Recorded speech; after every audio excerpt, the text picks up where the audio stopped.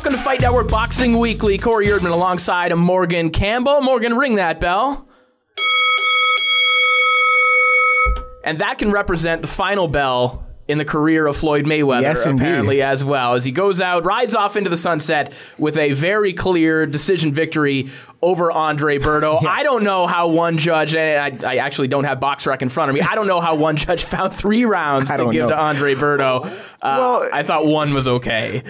I had a shout out for Mayweather, but you also have to understand, in a fight like that, where it's such a mismatch, such a skill mismatch, Berto is in so far over his head that anytime he does anything successful, it feels like he won the round. Yes. Even if the 4 punches he landed were against Mayweather's 16, there's 4 more than you thought he would land, so he gets the round. Yeah, that is something you have to struggle with as a judge. It's something that commentators have to struggle with as well, because anytime a guy, an underdog to any degree, goes into a fight, if you're on the air, you're trying to tell a story, and if a guy is exceeding those expectations in any way, even if he's still losing the round, you have that tendency to start leaning towards him and say, hey, look at the good things that he's doing, even if it's not quite enough. Well, right. Berto, and what did I tell you? Every time Berto landed a punch, there's going to be a photo of that, and that's going to wind up on Berto's Instagram. Yes. And so said, so done.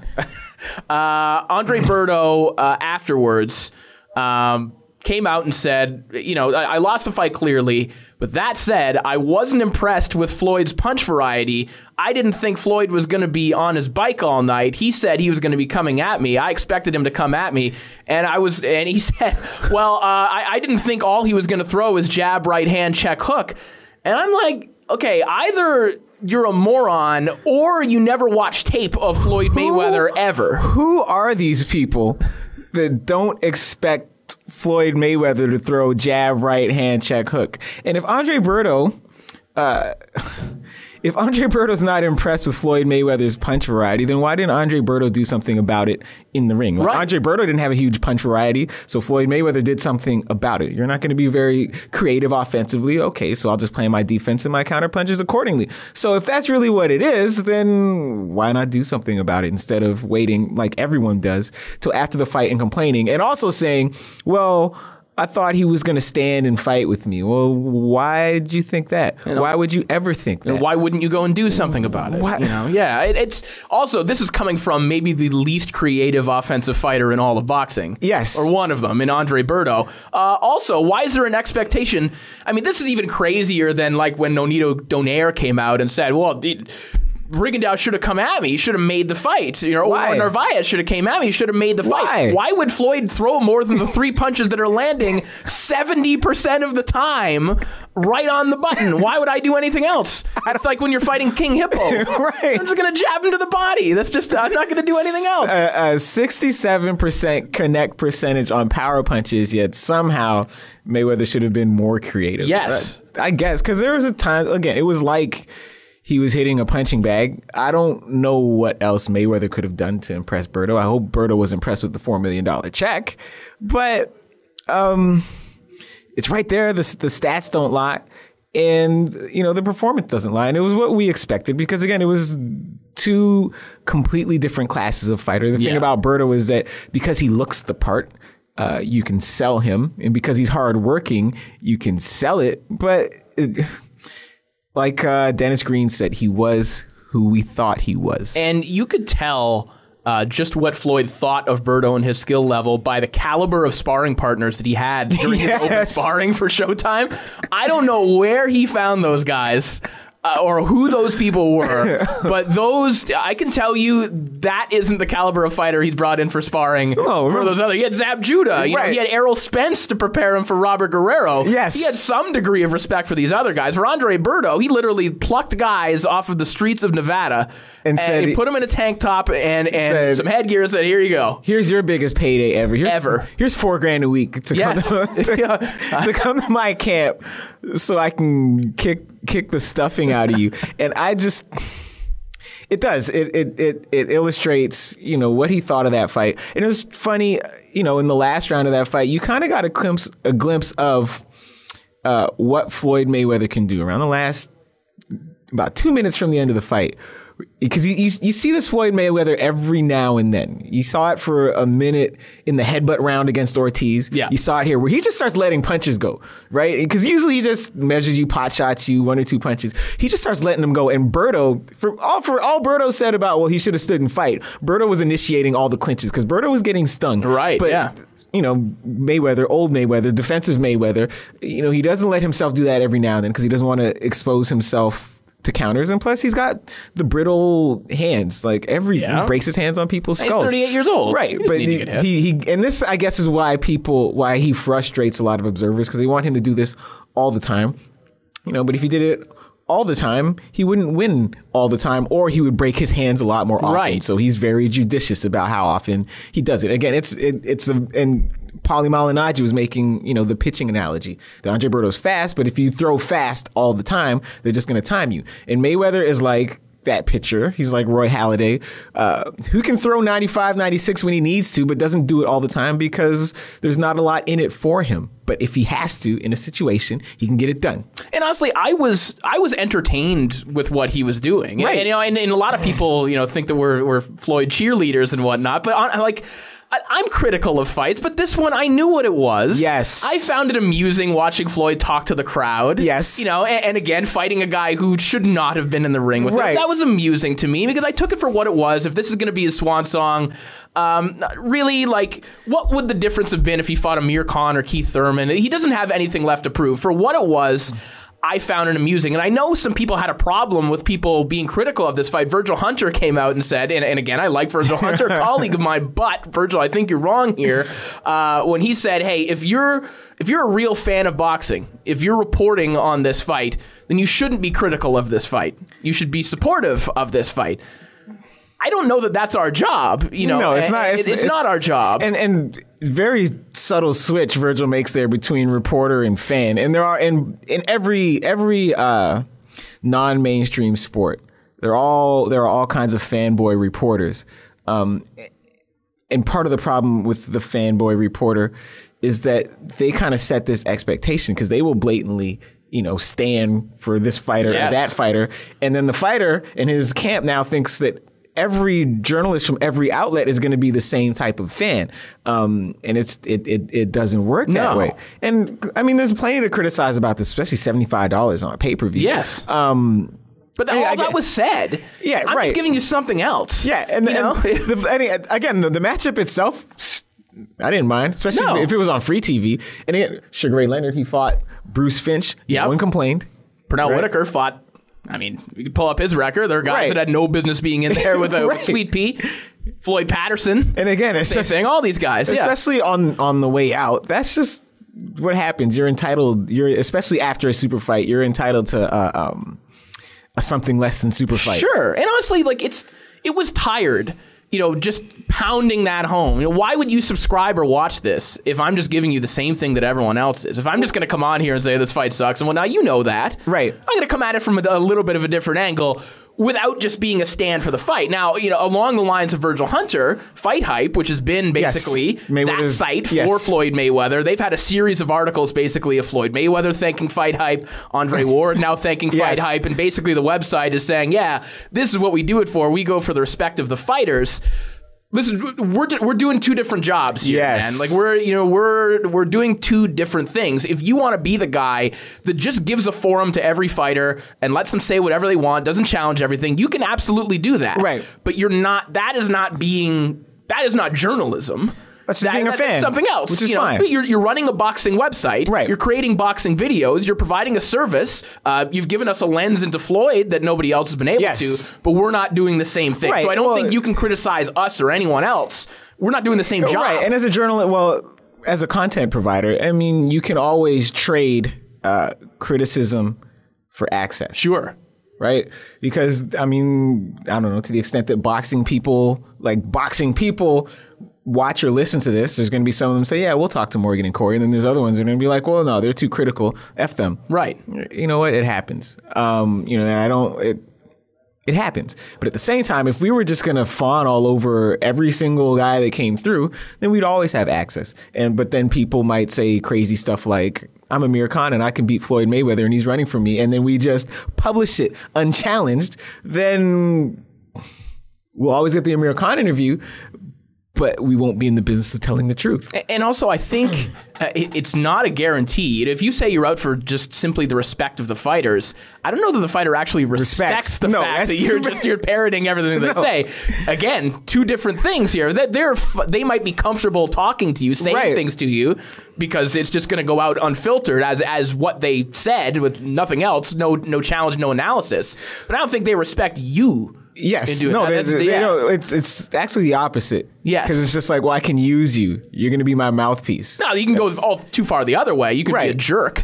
Right. You know, you don't have to be a jerk, but you also don't have to be. Well, and this is like sports journalism 101. As long as like you genuinely feel you're telling the truth,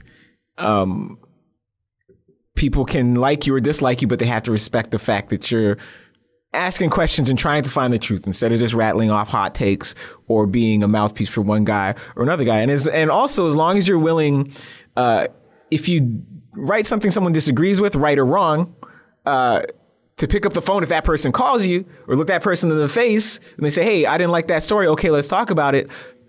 That's where, even if people don't like you, that's where they should respect you. And if they can't respect you, then it's on them. It's not on you. That's what life is. Yes. That's what relationships are with anyone. Yes. You know, whether your friends, the people that you associate with, that's what it is. And it shouldn't be any different just because that person is part of your job in some way. Right. You don't have to change your relationships. Right. So, Virgil, I see where you're coming from, but especially where journalists are concerned and not just, boxing fan websites. It's a bit of a different game we're playing, and journalists are well within their rights to criticize the fight. Again, but to your point, it's one thing to criticize the fight that happened or when it was signed that was going to happen, but that doesn't change the fact that it's going to happen. So at a certain point, you still have to analyze it. You might not like, in any sport, the matchup. U.S. Open women's tennis, you didn't have Serena in the final. Okay, the final, that's a boring matchup. But you know what? It's still on TV. We still got to talk about it. We still got to write about it. Even if the final becomes a secondary story to Serena Williams' absence, you still got to write about it. Well, speaking of critical, we will be plenty critical when we come back because we had some egregious mismatches, and many of them wound up on television over the weekend leading up to Mayweather-Berto. So we'll talk about a few of those when we come back right here on Fight Network Boxing Weekly.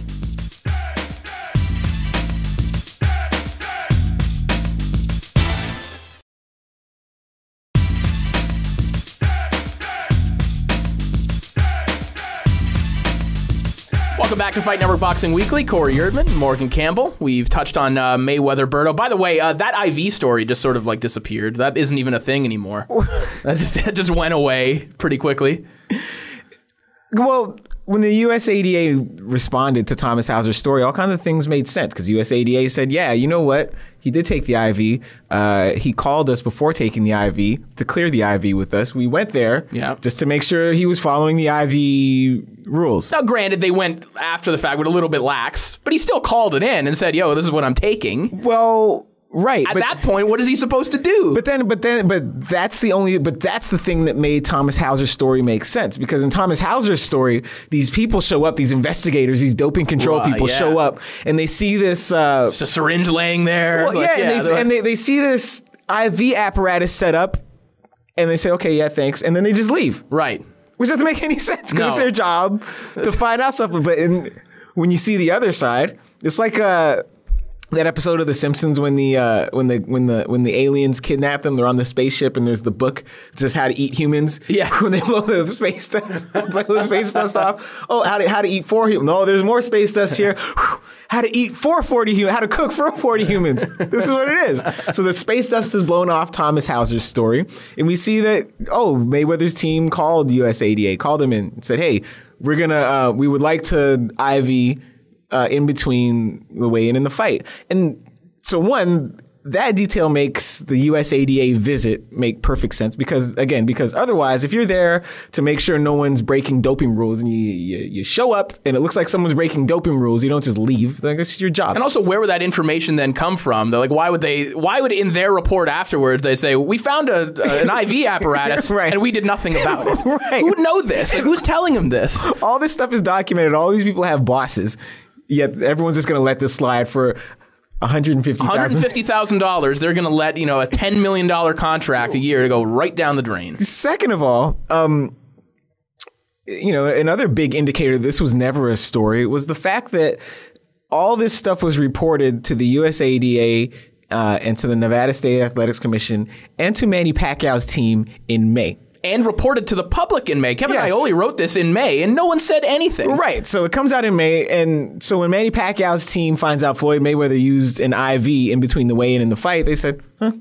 Yeah. Okay. Because it's boxing, and a lot of people IV between the weigh-in and the fight. And also because Kevin Iole isn't as good as Thomas Hauser is about just creating a fog of uncertainty. Right. Which is basically his last 8 stories. Right. Of just been like big question marks that never are. But then you see when that story gets traction and there starts to become, kind of a groundswell of negative opinion towards Floyd Mayweather on this, then you see Pacquiao come out and say, oh yeah, I feel vindicated now. I would like a rematch. Well, you could have said that in May. Sure. But you didn't care. Yeah, and Bob Arum saying he's outraged. I'm outraged. Well, you weren't outraged in Mike May. Coppinger that he's outraged, but you signed the contract, man. Right, and all this stuff is in the contract. I'm outraged now because when the news first came out, they said, there was nothing to be outraged about because it's, okay, he's IVing, and I'm going to wrap my hands. This is boxing. This is what people do. And the other thing about that article that people forget, right? And it's got mainstream media traction, was that the main source for the article was Victor Conti. And basically the lone source.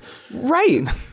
Who I'm sure knows everything about doping, but doesn't know specifically about what Floyd Mayweather is doing. Also has an interest, Victor Conti. I can't remember if he's part owner of He's an advisor to VADA. So and has been, a cheerleader for them. Yes. He was also put in jail by USADA. Yes. So let's not act like he doesn't have a dog in the fight. Right. Right? And there's parts of this story because basically what it is like it was a VADA infomercial. It was a VADA attack ad campaign because what they do is they give you this whole reason why USADA sucks and then say, well, what they should be doing is go to VADA. And they put the figures, right? The cost of each alternative in the story. Right. So that if you're from Nevada State Athletic Commission or you're some boxing promoter and you're looking for someone to contract 40 grand instead. All right. Yeah. Right. And they won't let Floyd Mayweather off the hook when he hooks up some illegal IV. So this whole thing, just smelled like a VADA infomercial. Yes, and not to mention that the writer of the story is an employee of HBO. Right. And whether he hid that or not kind of is inconsequential to me because, okay, would it be worse if he completely hid that? Sure, he did, in his bio at the end of the article say he is an advisor or works in some capacity for HBO. We don't exactly know what he does overall, but the fact that he is that and wrote that story, that becomes a problem. Yes. Well, and the idea, too, that, because it's not 24/7, 365 like VADA is. Right. That Floyd Mayweather... that immediately means that he's dirty. Well, that Floyd Mayweather... that he chooses the dates of his fights and the starts of his training camps and the starts of drug testing strategically because Floyd Mayweather, if he's out of camp, can take all the steroids he wants. Right. As if Floyd Mayweather is the only boxer in the world who right now currently is not under the supervision of some drug testing agency. Because he could have said the same thing for Manny Pacquiao or anyone else he's fighting. Well, and the assumption that is what he does comes in the form of a quote that I don't know how you could ever, like, if it were in any other publication, I don't know how it runs. No. And it's basically, and I don't have it in front of me, but it was something to the effect of, well, I don't know what Floyd Mayweather's doing, but what he could be doing is this. How can you run that? I don't know. And part of it... Who edited that story? I don't know. And part of it, again, I'm not trying to stay on the journalism, soapbox here on this podcast because we're boxing fans, but this is part of the problem with this long form trend with sweeping journalism, because this long form, that story has to be a certain length. So you put everything in there, whether or not it makes sense. Yep. Maybe we need to start a site for long function journalism, where stories are as long as they need to be, and I don't need to lard it with these stupid speculative quotes just to make it longer, to make it seem more serious. Because, where I work, my day job at the Toronto Star, I don't know how that gets through. It doesn't. No. Because some editor's going to say to me, well, what is his basis for saying this? how are we stating it here as fact? And I can't just say, well, he's authoritative because he knows about doping because he helped all these people dope. Let's not forget that Victor Conti was advising Andre Berto when Andre Berto got popped for nandrolone, and then had Berto blame Berto for getting popped for nandrolone. Victor Conti was working with Kung Lee, the MMA fighter. Yes, my guy Kung Lee. Kung Lee gets popped. Well, I don't work with Kung Lee. Wait, what about this tweet? What about it? I don't work with Kung Lee. So let's not act like reformed and drug facilitator turned anti-doping advocate Victor Conti is an unimpeachable source on this, because clearly he's not. He's much like Jose Canseco. Yes, or, he's the step above that. Nakedly self-interested here. Whether it is, and we could say it's speculation that he wants to get back at USADA, but he does have an interest in VADA. Right. And we keep, in this story that Thomas Hauser wrote, you keep seeing VADA presented as this alternative. Well, if they'd gone with VADA, 24/7, 365, carbon isotope ratio testing. Did we mention it's cheap? Did we mention it's cheaper? Right. Right? VADA will not be undersold.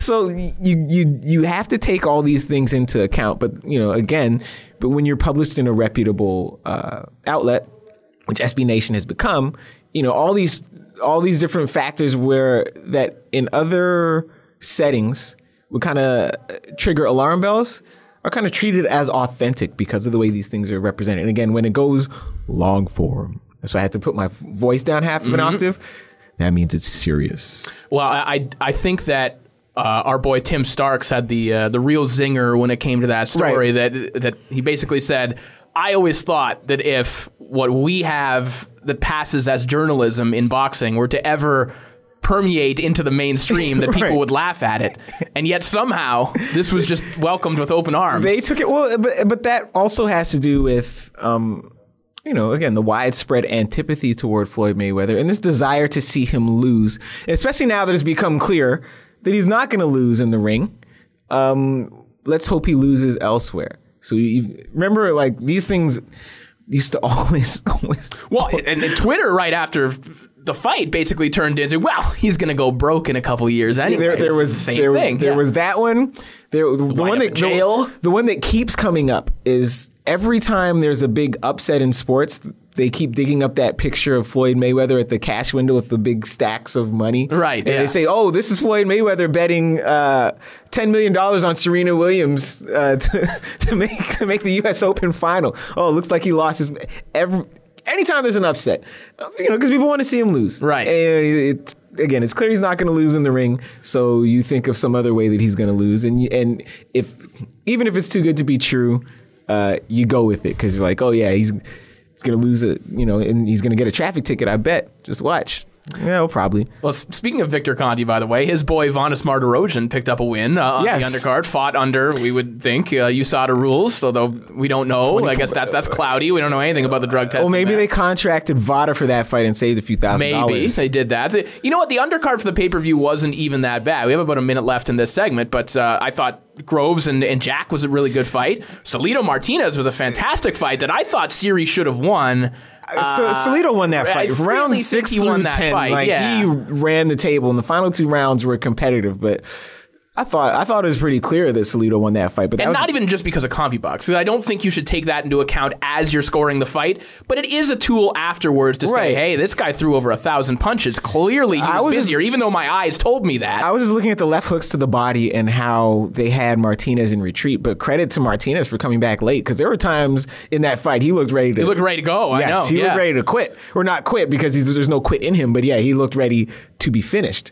And he kept coming back. So, fair play to him. I mean, there were times in recent years when Salido looked like he was finished, and somehow he's the best 14-loss fighter in the sport. He just keeps on coming back. I'm fine with seeing a third fight. I'm totally on board for that. And Salido is also a very good commentator. If you guys get a chance to watch the fights on Bien Espanol, the times they have Salido in the studio, his commentary is impeccable. What would Floyd Mayweather call it? What's the word he kept misusing after the fight? After this fight? Yes. It's not going to come to me. Yeah. Maybe it'll come to us after the break. After the break. All right. Well, we're going to talk about PBC this weekend and the two events that were this past weekend. Yes. We said we'd talk about the egregious mismatches. We will get into that coming up next right here on Fight Network Boxing Weekly.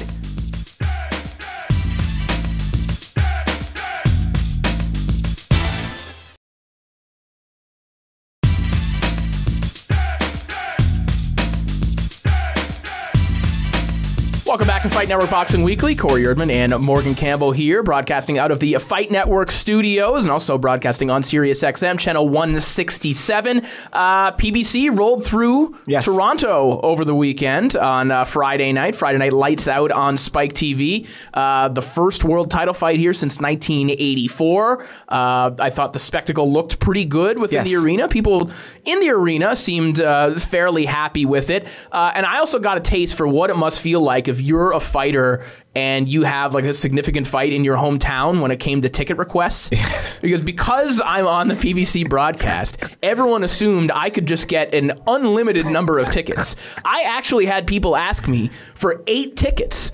I had another person who I haven't talked to in about 10 years say, hey, man, you think you can just like grab some tickets? I had one person ask if I could buy some tickets for them and have them. What is wrong with all you people? I can't get you tickets. Listen, I do get free tickets to these events sometimes, but I'm pretty judicious with who I give them to, and you better earn the right to get these free tickets from me. Don't come asking me for 8 free tickets. That is absurd. I just loved the phrase grab some tickets. Like the tickets are just in a bowl, like candy. Just grab some tickets. A good friend of mine used to work like for this medical marketing firm in New York, and these companies would come just drop off prescription drugs, and they'd just be prescription drugs. And we would just, there's a handful of Crestor and just go take it. But I digress. I don't know. PBC bowl. Right. But, and then the person that wanted you to buy tickets, I don't know how much money they think you make here. I don't know what that person's thinking at all. Like, I don't care that you'll give me the money after. Why don't you just order them? Right. They're on Ticketmaster. Right. Go and order the tickets. It comes straight to your phone. Also, the cheapest ticket is like $65. You know, I better be sure that you're coming if I'm going to put the money out, even to buy you the worst seats. Yes. I'm going to drop $200 and just have it waiting. Folks. Come on now, give me a break. And I still get this, by the way. I haven't covered hockey in like 8 years, but I still get phone calls from people like, hey, do you have like a hookup for Leafs tickets? No, I don't have a hookup for Leafs tickets, and I can't sign you into games either. I'm not doing that. When you work in sports media, people just think that you're just this bottomless source of tickets. Yes. And I don't even work for the team. You know, at least you worked for Heyman. Like, I don't even work for the team. But this would be like calling your friend that works for a bank and just saying, hey, can you give me some money? Right. What do you mean? You work for a bank. Look how much money the bank has. Yeah. I read the statement. Just give me some money. Yeah. You don't have access to free money, but you work for a bank. No, I don't have. I work for the company. They handle money. There's two completely different things, but here we go. Well, ultimately, I put 4 people in the crowd, and those people I think were plenty deserving of those tickets, and they got to see Adonis Stevenson predictably knocking out Tommy Karpency. There was, as you pointed out, there was one moment when Adonis got hit with a right hook. Yeah, I got his attention. When he definitely it got his attention, and about seconds afterwards, the fight ended pretty promptly. When you watch Stevenson live, his punches just seem to have a different impact on guys than almost anyone else in the sport. And I'll include Sergey Kovalev in that. The way that I see people react to Stevenson's punches is something different. You know, it just the way that it just short circuits them is weird. What I noticed ringside was that Karpency, he took one of those left hands and he took another one, and you could kind of see him convincing himself that it wasn't so bad. Yeah, because he had told me before the fight, well, I'm not going to change my game plan just because the guy has great punching power. I'm going to fight my fight. He has to adjust to me. And he eats a couple left hands, and he's convincing himself, okay, you know what? I can do this. I can handle this. This will be fine. You know, it was fine until it wasn't. You know, and that one that caught him towards the end of the second round, and then especially the one, you know, about 30 seconds. No, sorry, not even 30 seconds, probably 10 seconds into the third round. That's about as hard as you're going to see somebody get hit. And you can hear them in the crowd. Yes. You know, it has like the, you know, Max Kellerman always talks about, you know, the different sound that Canelo's punches make when you hear it live. Like that it is very real and audible when you hear Adonis hit someone in the face. Yeah, and the thing about Adonis is like, he's not an overly big guy. He doesn't have huge hands.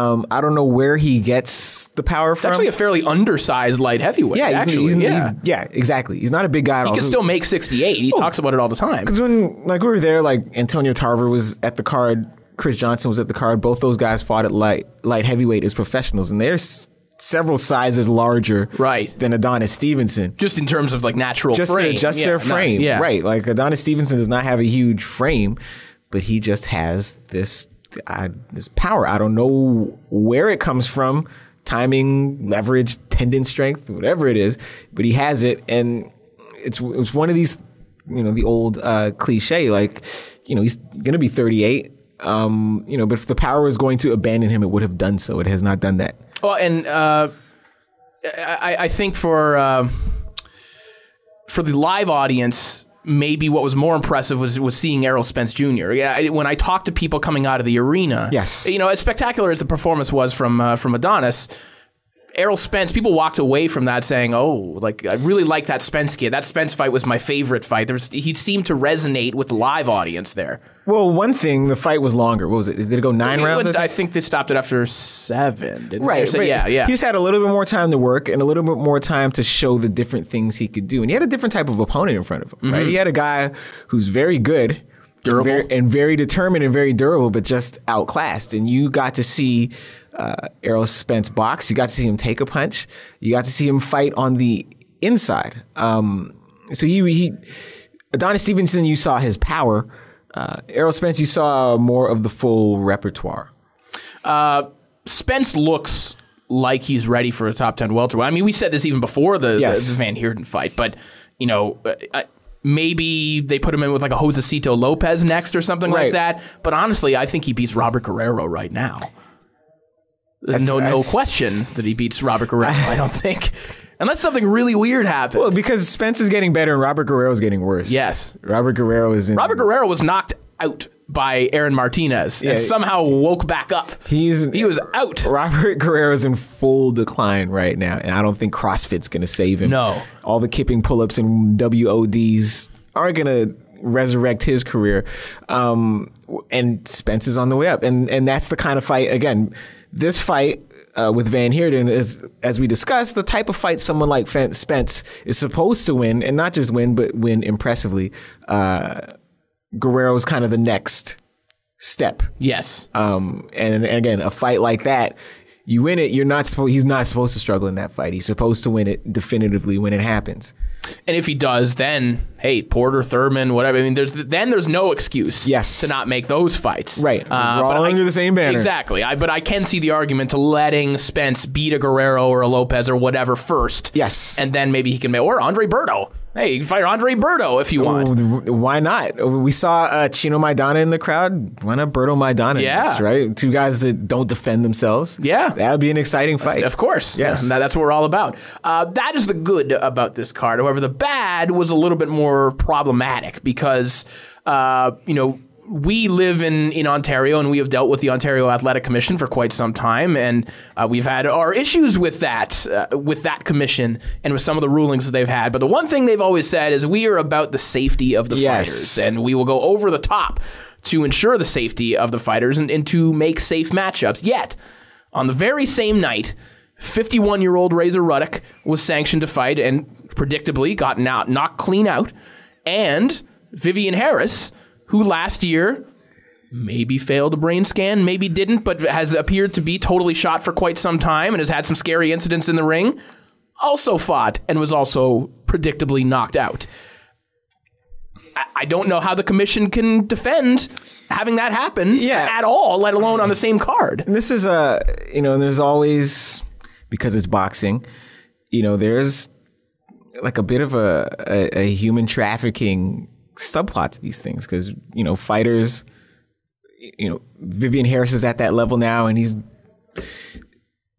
not unlike the Hungarian guys we talk about, but with more pedigree, who just winds up getting shuttled now from, like Antoine Eccles is now, shuttled from place to place to place so people can beat you up because you have a name. And that's what happened. We saw it on the broadcast because the first thing that stood out to me, even before, so what happened with Harris's brain scan, what they told me, because I emailed the British Boxing Board of Control and said, hey, well, what's the deal with this brain scan? And what they said was they couldn't get the appropriate tests in time for the fight, so they sent him back to the United States. And what our colleague Adam Harris told us was that there was something abnormal in his MRI. It wasn't necessarily bad, but the doctor they had was a general practitioner, not a neurologist, so he wouldn't sign off on it. But again, all these other signs that Vivian Harris has shot still remain. So now you get him in the ring against Pritchard Colon, and the size disparity was stunning. And then after he knocks out Harris, of course he knocked it. I cringed every time Harris got hit. Yeah. And then we do this post-fight interview, and they say, oh, how great does it feel to knock out this former two-time champion? And this is, the charade that a lot of these matches become. Because it's not like he's a fresh former champion. This is not like beating Guerrero. Yes. Right? This is not like beating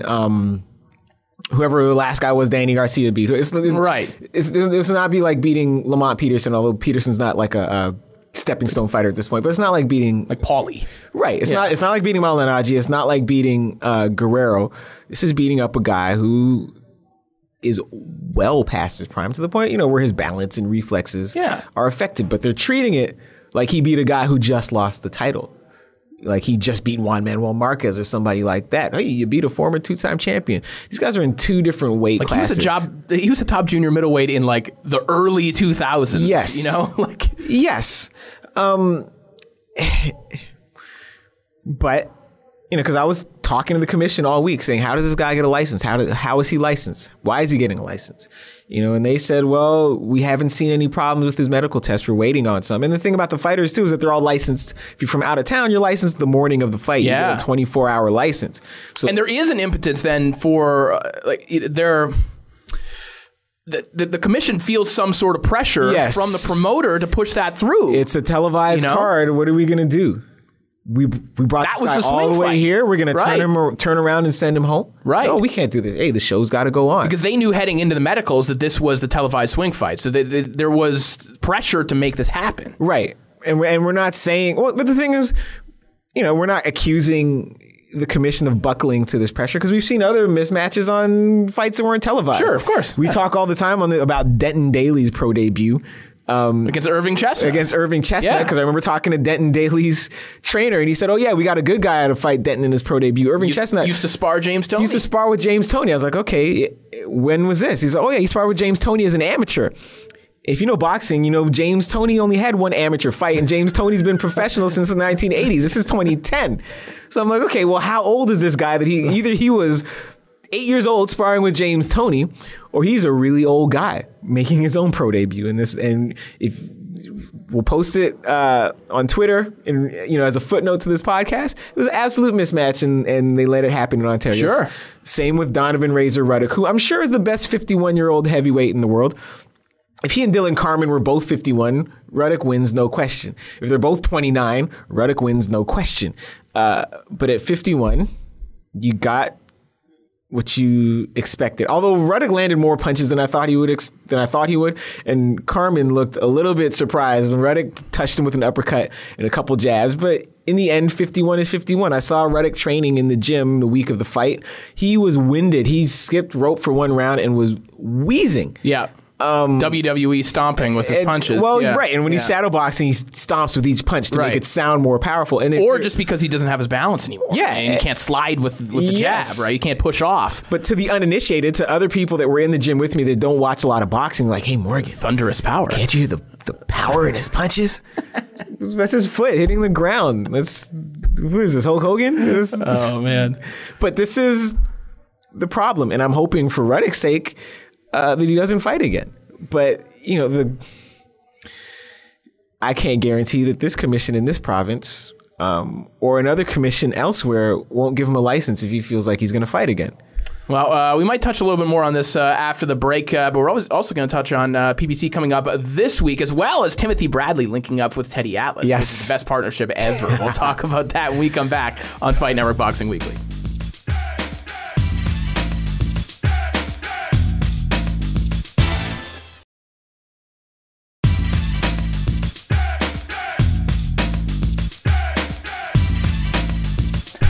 back to Fight Network Boxing Weekly. Corey Urban, Morgan Campbell here with you. The final segment of this week's program. PBC heads back to Bounce TV this weekend, Morgan, at Full Sail University. That show. Where is Full Sail University? Full Sail's in outside of Orlando. Okay. It's where the WWE Performance Center is as well. It's all in the same place.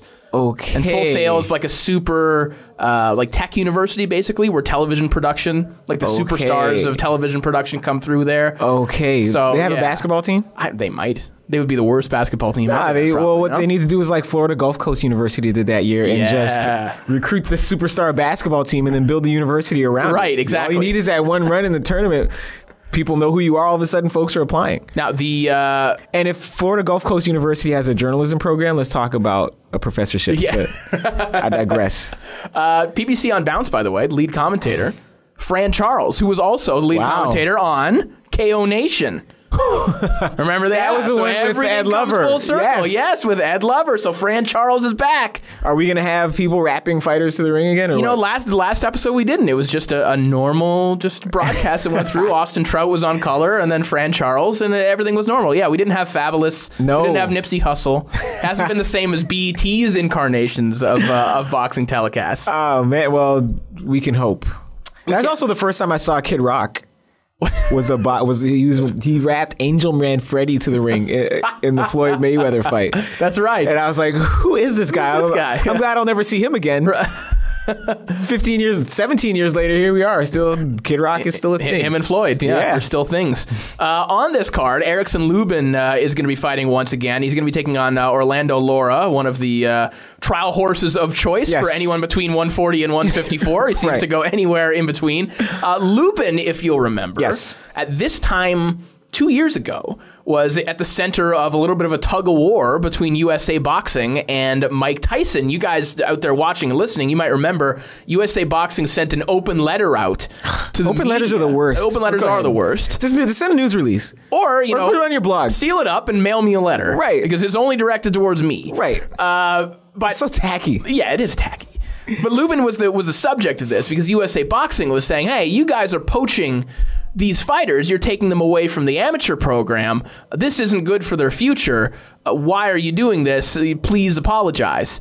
Now, I wonder if Erickson Lubin, who, by the way, is still, even if he would have remained amateur, would still be a year away from the 2016 Olympics. Yes. That he might not have made. We don't know. Now, Erickson Lubin is very good, and the odds are that he would have made the 2016 Olympic team. But how can you guarantee that guy's going to make the team? Right now, he would still be fighting with no headgear. Maybe he would have had a trip to Toronto, would have fought at the Pan Am Games, would have been able to do that, and still would be fighting with no headgear for no money. Erickson Lubin instead, 2 years later, is now fighting on television, has a contract with Al Heyman, is probably living fairly comfortably. I wonder if he regrets his decision at this point. Well, right. A future guest on this program, Clarissa Shields. Yes. We're going to get her on here to talk boxing and sleazy R&B. Yes. She's a big TGT fan, just like the both of us. Right, Ready for the World. Big Ready for the World fan, like the both of us. But I remember talking to her. If you haven't seen the documentary about her, I think it's called T-Rex, check it out. Because there's a scene in there, after she finishes the Olympics and she thinks all this endorsement money is going to materialize, and it doesn't. But she is, at this point, almost grown. She's finishing high school. She has bills. Her family has bills. This is real life. But she's boxing. And she thinks this endorsement money is going to come up, and it doesn't. And she thinks she's weighing turning pro or staying amateur. And she says like the most counterintuitive but most logical thing. Because USA Boxing is like, stay amateur. Because she and Marlon Esparza, more so than any of the men who box for them, Clarissa Shields and Marlon Esparza are the two most marketable people. They're the stars, in all of USA Boxing. And when they go to the Olympics next year, they're going to be the two most recognizable figures in that tournament. And when she says, to her coach and to her advisor, she said, these people better pay me to stay amateur, right? Pay me to stay amateur because they get some money, just not a lot. Right. But, and in some cases, it's more than you would make as a professional, but not in Lubin's case. Right. That's what I was going to say. At Clarissa Shields' level and at the level at which she would turn pro, it's especially since they wound up giving her more money. Right. So they basically doubled her stipend. So it is more than what she would make turning pro. But a guy like Lubin, again, when you have the Al Heyman money comes, stuff happens for you. Right. And he's probably living a lot better now. Doesn't have to train in his garage like he was before. Or in Colorado Springs, right. or Marquette, Michigan, or wherever USA Boxing I think it's still in Colorado is headquartered. And again, you are still fighting without headgear, still risking the cuts for more money now instead of less money. And yes, there is value in winning an Olympic medal. Of course there is, yeah. But you got to do it. You have to do it. There are no guarantees of amateur glory. Never guaranteed. Well, ask our boy Cam F. Awesome, who now has come into some sort of fame. It took basically him giving an outlandish interview and calling himself the Taylor Swift of boxing to become something. But Cam F. Awesome has been the top American amateur heavyweight for the last 3 years or so, 4 years. On a technicality, didn't quite make it to the Olympics. Right. So then is still amateur. Still not able to, not getting the endorsements, even though Cam F. Awesome is as charismatic and as perfect a marketable persona as you could possibly ask for, and he wasn't getting endorsement money. What would 17-year-old Erickson Lubin from Kissimmee, Florida be getting at that point? A guy with a kid-and-play haircut. Right. And it's not maybe a local endorsement. One thing about Kissimmee, Florida, if you've ever driven through there, it has more, like the density. It has more billboard ads for personal injury lawyers per square mile than any place else in America. And they're in English and in Spanish. If you've been hurt in English or in Spanish, there's someone to call in Kissimmee, Safest Florida. place in America. Right. But, unless they're lining up, Morgan & Morgan, that's one of the big personal injury lawyer firms, law firms down there. Unless they're lining up to put their name on his, on Erickson Lubin's trunks.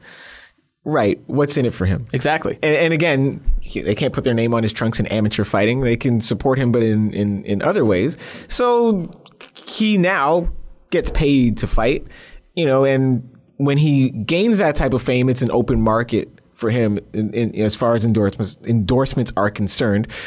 Instead of gambling on making the Olympics, 2, on doing well enough at the Olympics that people care, and 3, on gambling on NBC caring enough about you as you make your way through the Olympics to start packaging your story and selling it to people the way they package swimmers and gymnasts and force them on the public and make those people into celebrities. Because they don't quite do the same thing for boxers anymore, because it's a lot harder. No matter how good you are, look at Errol Spence. Doesn't always it's make a lot harder. It's just a lot harder to guarantee the medals. Yeah, right? Exactly. Because there's one thing about Olympic or Pan Am Games boxing.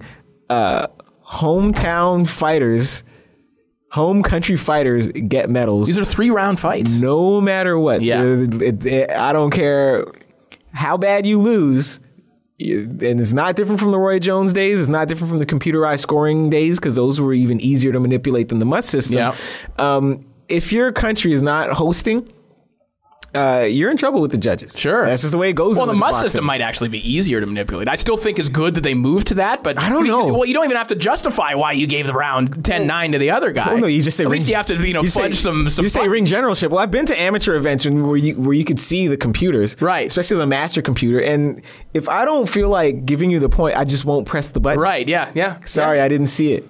Well, it wasn't a purposeful punch, so I didn't press. Done. Yeah. Oh, the guy's back was back. His back was to me. I didn't see it. I didn't press the button, and that's what people do. That's how Halifax native Custio Clayton winds up losing in the quarterfinal of an Olympic fight that he clearly won. Right. To bring it even back to Mayweather, that's how he lost to Serafim Todorov. Right. In 1996. I'm just not going to press the button. Errol Spence lost a dodgy decision and then had to come back after he thought he was eliminated and fight a guy on short notice. Because these things happen. I'm just not going to press the button. Yep. Well, I'm glad that Lubin pressed the button that he did. He signed the paper that he did. He clearly made the right decision. It's a business. Erickson Lubin going to get some more time on television. A lot of people know who he is. I think clearly he made the right choice. That is all the time we have for this week's program, though, Morgan. Next week, I guess, what do we have? We have Deontay Wilder. We have Deontay Wilder. In prime time, We'll have to come back to Teddy Atlas and Tim Bradley, because that's too good not to talk about. Yes, and we might have our boy, I was talking to him earlier, we might have our boy Danny Jacobs on the podcast next week as well. Even better. Can't make that guarantee, but we're going to tease that out. People like that, man. Come back anyway. I don't know. Hopefully it's good enough that you'll come back. That's all for this week. Ring the bell. We'll see you guys next week. Next week.